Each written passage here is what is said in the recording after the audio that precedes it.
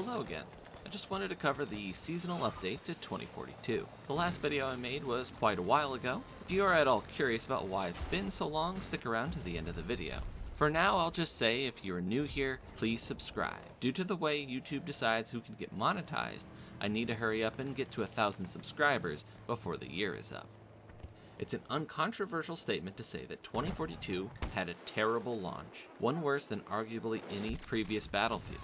Terrible performance, obnoxious wait times between matches, if you could even get into one, aesthetic incoherence, bland gameplay most of the time, and bare bones content for the core gameplay modes.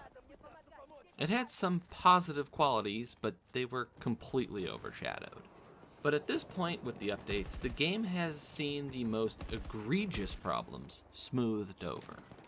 I wouldn't say they're resolved, but they don't completely ruin the game, they merely taint it. The game at this point is where it should have been at launch, and even then it'd be a 7 out of 10 Battlefield.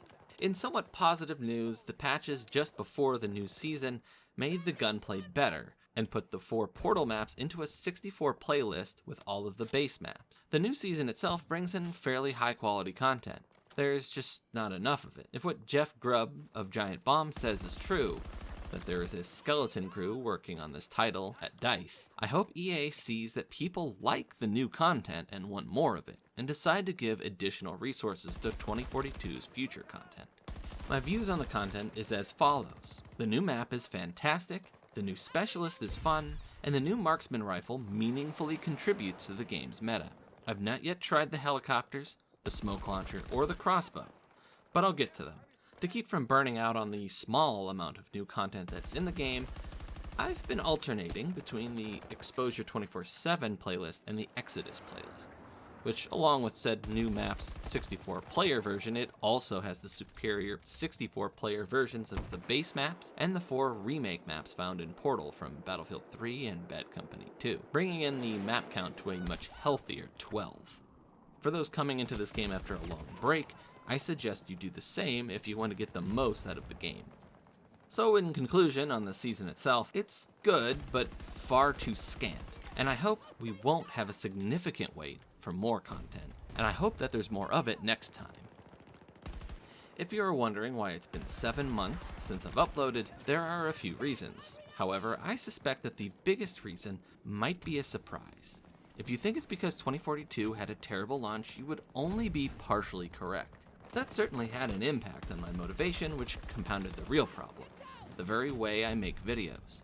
I generally prefer deep and comprehensive overviews of a game, and that takes a lot of time and careful consideration how every individual entity in the game interacts with everything else. A game's meta is an ecosystem, and you can't really understand one part without understanding all of it.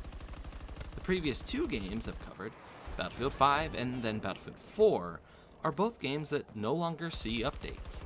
This meant I could safely cover them both in detail and holistically without worrying about the meta changing and undermining my work, which is precisely what has happened to me with 2042, even with its fairly infrequent updates. Coupled with the lack of motivation to cover a game I did not enjoy particularly much, in a franchise I started thinking might not have a future, this sucked the wind out of my sails to make videos at all.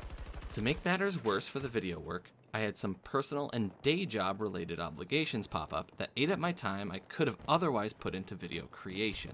Those are, I think, past me. Fingers crossed. I'm now significantly more motivated, and I think I have the time to put in the effort. And I also have a plan. The previous balance patch largely completely changed the meta. On one hand, the changes themselves are positive. On the other hand, it's such a massive change that my previous work on a holistic meta overview is already outdated. So I'm going to have to try and just recycle what I can of it and move on. To prevent this from happening again, I'm going to start covering weapons one at a time.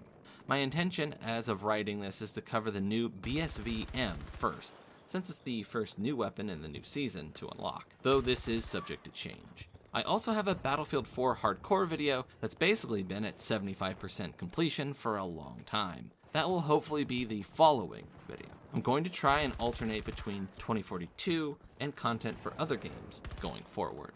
I don't want to make further promises though. The future is, as always, uncertain. For those that have stuck around, thank you. And a quick reminder to subscribe, hit the bell, and like this video.